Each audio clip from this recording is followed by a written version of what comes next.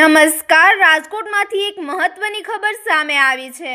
Rajkot municipal કોર્પોરેશનની standing કમિટીની બેઠક આજે મળી હતી, જેમાં રૂપિયા 162 કરોડથી વધુ વિકાસના કાર્યને મંજૂરી આપવામાં આવી છે।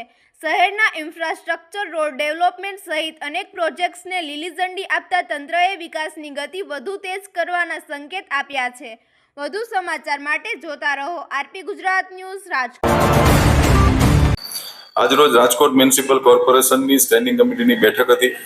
આ બેઠકની અંદર કુલ 24 દરખાસ્તો હતી। રાજકોટ શહેરના અલગ અલગ વિસ્તારોમાં વિકાસ કામોની કુલ 24 દરખાસ્તો આવી હતી। એમાંથી કુલ 4 દરખાસ્તને પેન્ડિંગ રાખવામાં આવેલ છે, બાકીની તમામ દરખાસ્તો મંજૂર કરવામાં આવેલ છે।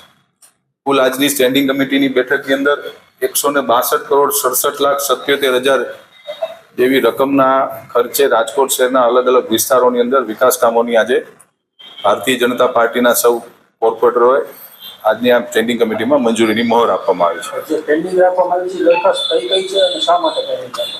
એક દરખાસ્ત 3 નંબરની દરખાસ્ત છે, જે સૌરાષ્ટ્ર શૈક્ષણિક અને સેવા સમાજ ટ્રસ્ટની લીઝ ઉપર શાળા આપવાની જે દરખાસ્ત છે, એમાં વધુ અભ્યાસ અર્થે એ દરખાસ્તને પેન્ડિંગ રાખી છે। બીજી, રાજકોટ મહાનગરપાલિકાની માલ મિલકતના રક્ષણ માટે સિક્યુરિટી ગાર્ડ પૂરા પાડવા માટે એજન્સી નિમવાનો દ્વિવાર્ષિક કોન્ટ્રાક્ટ છે, એમાં વધુ ખર્ચની દરખાસ્ત આવી છે, એ પણ અમે હાલ પૂરતી તપાસના અર્થે પેન્ડિંગ રાખવામાં આવી છે। પછી કુલ ક્રમ નંબર 6, રાજકોટ મહાનગરપાલિકાની જુદી જુદી શાખાઓની જગ્યાઓમાં પગાર ધોરણમાં સુધારો કરવા અંગેની દરખાસ્ત હતી, એને પણ વધુ અભ્યાસ અર્થે પેન્ડિંગ રાખી છે। અને એક, રાજકોટ મહાનગરપાલિકાની ઓડિટ શાખામાં ખાલી પડેલ સબ ઓડિટરની જગ્યા પર બઢતી આપવા અંગે મ્યુનિસિપલ કમિશનરશ્રીનો જે પત્ર હતો, એ અભ્યાસ અર્થે અમે લોકોએ પેન્ડિંગ રાખવામાં આવી છે।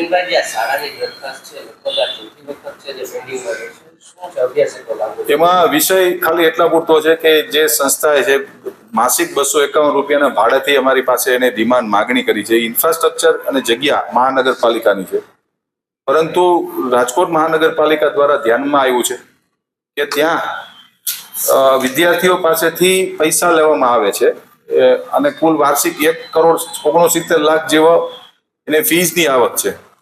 જ્યારે કોમર્શિયલાઇઝેશન જ્યારે થતું હોય ત્યારે રાજકોટ મહાનગરપાલિકા ટોકન દરે ક્યારેય મિલકત આપી ન શકે, એના માટે વધુ અભ્યાસ અર્થે આ દરખાસ્તને પણ પેન્ડિંગ રાખીને આવતી સ્ટેન્ડિંગમાં નિર્ણય કરવામાં આવશે। હા।